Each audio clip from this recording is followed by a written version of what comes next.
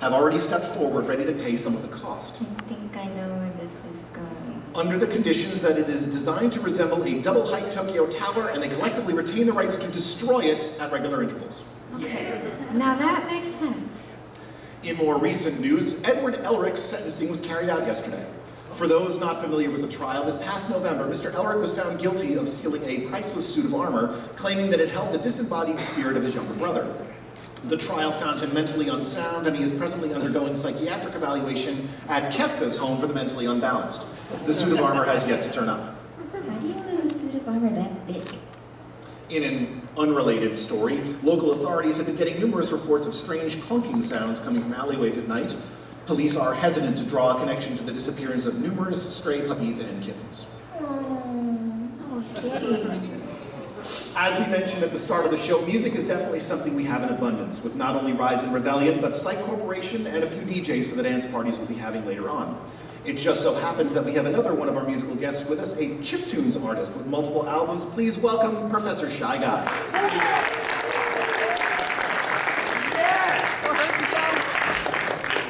Yes, you can have some, please. If you want. There you go. Okay. Hey, everybody. Hi. Do you have questions, or should I just talk? I have questions for you, but if you want, you can go ahead and kind of introduce yourself first. I don't know what you're going to say. Okay. Ask the question. Okay, so, Professor, I've heard the term chiptunes tossed around quite a bit. You see various chiptunes artists performing at conventions here and there, but your style seems a lot more varied than many of the others. What would you say really sets you apart as an artist? Most chiptune artists is just chiptune. I have a mouth that I sing with, and a guitar that I play while I do it, and a keyboard that I play. So it's more like a full pop rock type show. But like chiptunes is most of the background music, like from a Game Boy and stuff like that. So for those of you who aren't familiar with chiptune, it's basically made from a Game Boy or an NES or something like that, so it sounds like old video game music. But again, like I sing and play guitar and stuff over it. So yeah. Sounds neat. Thanks. Can I go? Thank you guys. I play tonight at 8 p.m. Right here, so just come back here. We have 8 more. p.m. We have more. We have another question. Oh, I'm sorry. Heartbreak. Go ahead. Oh. I'll just leave you two alone. Thanks. So chiptunes really brings people back to the days when 8-bit music represented the entire video game genre. Which game of that era do you think had one of the best soundtracks? I really like Super Metroid. Ooh. But I just really like Super Metroid. I mean, the soundtrack is also really good. Good choice. Man, it's the best game. Yeah. It really is so good. That is, I don't want to get them out of order. I don't know. My line's next, actually. Oh, your line's next. See, right. We know you have a show coming up later tonight around 8 p.m., I believe, so we'll let you get back to setting up. So before you go, however, why don't you say if there's anything else you want to say to our audience before you go? Well, I have 2 more panels tomorrow. At 2 p.m. I have a dating advice, and it's not as pretentious as it sounds. And then at 4, right, I have an acoustic set, where I'll be singing acoustic versions of the crazy electronic stuff I'll be playing tonight. Okay. All right, thanks. Professor Shy Guy, everyone. Anyway, as you,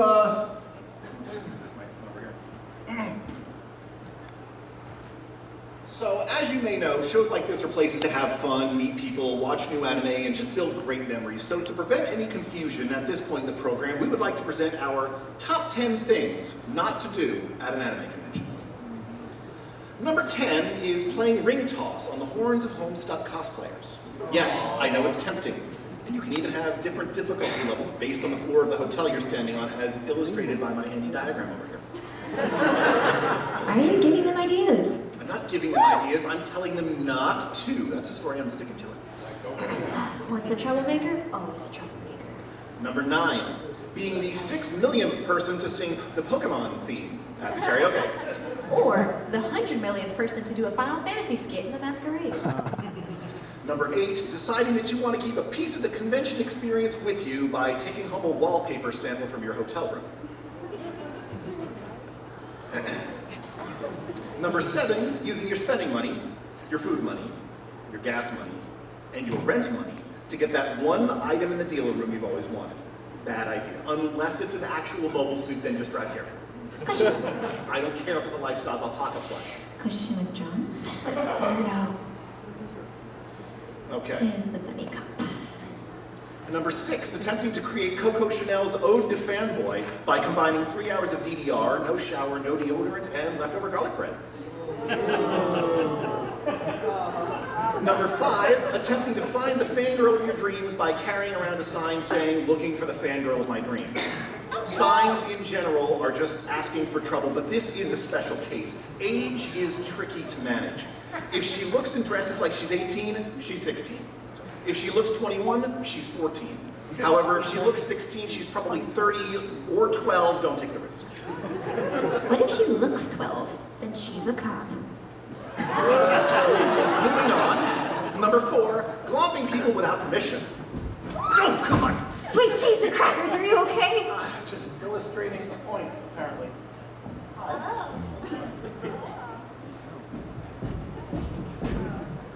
Get your own fox. All right, that's nice. Number 3, using late night video rooms as an excuse to sleep as little as possible. They want the fans to sleep, then why do they have late night video rooms? Number 2, harassing the staff. We're here to make sure the convention runs smoothly and that you have a good time. Do we really look like the type of people you want to mess with? You don't look particularly dangerous. Tougher than I look. Hey, is that Mr. Big? What, if this is about the runs, I have no runs. Yeah, really tough. Not funny. And the number 1 thing not to do at an anime convention. Hockey is not a substitute for dinner. Seriously, hockey does not count as a meal. Let's face it, people, it's a breadstick with chocolate on it. And not a lot of chocolate either. I mean, even McDonald's is a better choice, and that's not even real meat. Yeah, it's cardboard. It's not even real cardboard. Anyhow. So, all right, next guest. Authors, yes, authors. When you think of anime, the things that come to mind are voice actors, illustrators, directors, that sort of thing. Authors don't normally appear in the list, but that doesn't mean they're not a part of the fandom. Our next guest is an author who takes many of his creative cues from the styles and the physics-defying action commonly found in anime, Mr. Robert Aldrich. Hi! Robert, it has been a long time since you've been on the stage at Anime USA. How's it feel to be back? Last time I was on trial, so it feels... Yes, I remember that. That was great. Good times. It was very unsettling. So what projects have you been working on since last we saw you? I have 2 new books here that I will be selling, Rust for the Wicked and San Rafael. I'm also taking pre-orders for my 3rd book with my publisher called Rakaiju, which is about a girl taming Godzilla with a guitar. I'll just leave that one alone. I think it speaks for itself. Yeah, it does. All right, is there anything else you'd like to say to our audience? Maybe talk about an idea of what you have going on during the weekend. Tonight I'm holding a class on how the Meiji era in Japan helped shape the world we live in. I'll be talking about the influences of judo and World War II and all those fun things. Yay! Tomorrow I'm teaching an intro to martial arts class. Come dressed in something you feel comfortable moving in, but previous experience is not necessary. I'm doing the top 10 episodes of Transformers. I completely forgot everything else. Writing 101, which will be a series of myth-busting vignettes about writing and what it means to be a writer in the modern literary industry. And then on Sunday, I'm talking about the 10 of the best American-made anime series or anime-similar series that there are. Yes! Robert Aldrich, everyone. Thank you very much.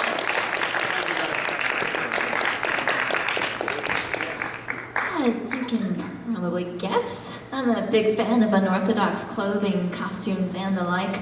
I'm sure there are a bunch of people in our audience today who feel the same way. Our next guest is Anime USA's way of not only celebrating that fandom, but giving you all a chance to dig in and learn more about it.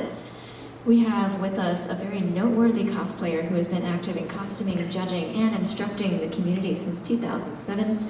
A big advocate of keeping cosplay fun and inclusive for everyone, and a commercial pattern designer. Please welcome Ms. Mango's Cyrene.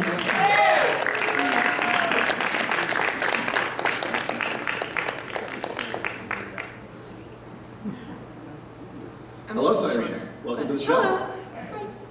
hello. I think it's pretty fantastic that, as accomplished as you are, you fought off the temptation of elitism and focused a lot on teaching and trying to help all the new people getting into cosplay. Were there any cosplayers out there who gave you similar help and support when you were starting?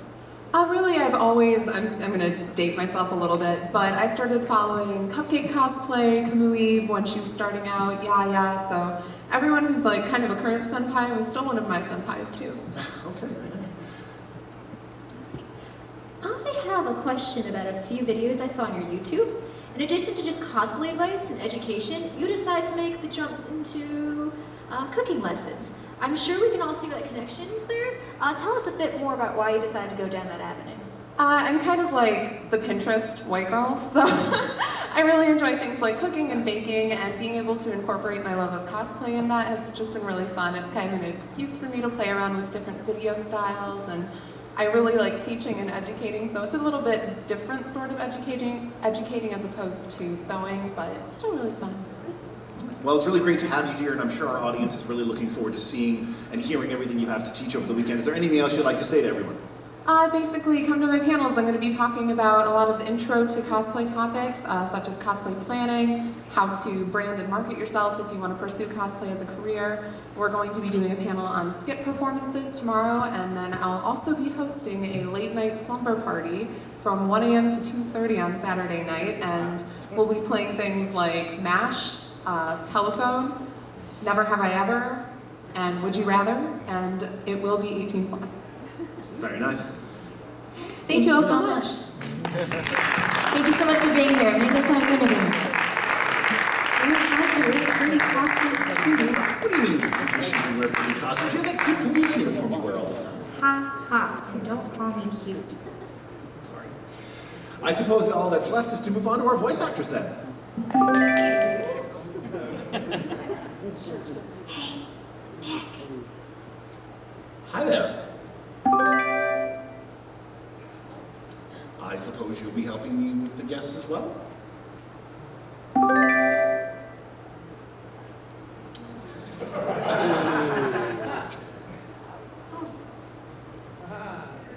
not that slow. Besides, quality takes time. Just ask Flash. Yeah, really, everyone knows there's nothing like an entertaining show.